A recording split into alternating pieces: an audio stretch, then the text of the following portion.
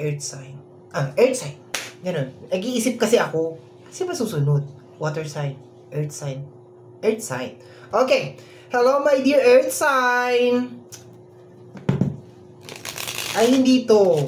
Hindi dito. Hindi tayo dito mag-uumpisa. 3 oracle card kasi to, my dear. So, dito tayo mag-uumpisa sa isa. June 17, 2024, my dear earth sign. Okay, ayun na. Alliance, trust, honest, compatibility. Compatibility. Basta yun na yun.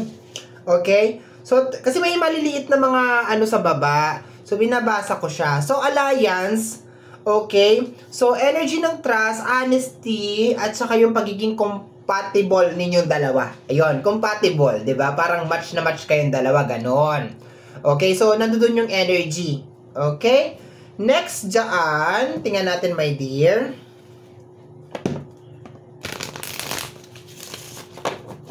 Kasi ang hirap na sabihin ko na 100% na ganyan talaga yung energy niyan, meron pang 2 card. Kasama niyan ay nahulog. Damputin natin, of course. Di ba, nakita nyo na yung bunbunan ko? I'm afraid to contact you. Okay. So, itong energy ng trust, honesty, at saka compatibility is hindi siya nanggagaling sa iyo, my dear. Actually, nanggagaling siya sa labas. Nakukuha ko siya na nanggagaling siya sa labas, my dear. Merong tao, my dear earth sign, na gusto kanyang kausapin kasi na-realize niya na ikaw lang yung tanging tao na mapagkakatiwalaan niya at saka ka-compatible niya.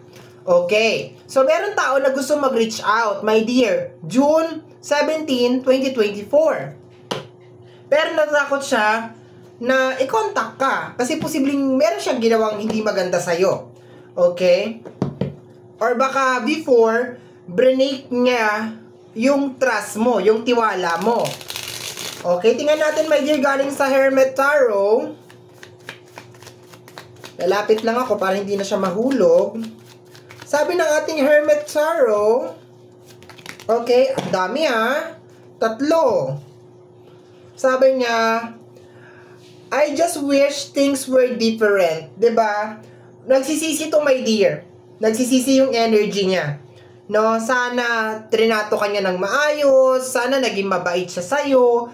Gusto niya talagang bumalik sa buhay mo, my dear. My dear earth sign, Taurus, Virgo, and Capricorn. Okay? You are right. Sabi niya, tama ka. So, posibleng sinesermonan mo to noon.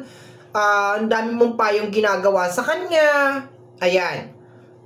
And, your family won't like me. Posibleng sinasabi na ng mga kaibigan mo, ng mga friends mo na layuan mo yung tao na yan. Ng pamilya mo, ng friends mo, na anong nakita mo sa tao na yan. Pero anyway, yung energy kasi, my dear, is tapos na. Energy ng past, tapos na. Nandun tayo sa energy ng June 17 na gusto niya pumasok ulit sa buhay mo.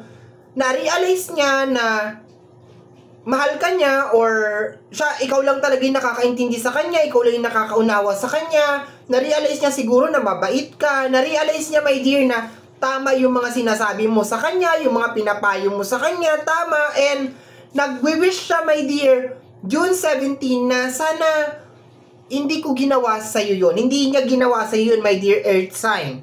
Na sana pinahalagan ka niya, sana trinato ka niya ng maayos, ganon. Posibleng ang dahilan lang sa'yo nito, my dear, kaya niya ginawa yun kasi hindi ako gusto ng mga tao sa paligid mo. Or, baka noon pa man, my dear, sinasabi na ng mga tao sa paligid mo na ayaw talaga nila sa kanya para sa'yo. Yun ang iyong gabay para sa June 17.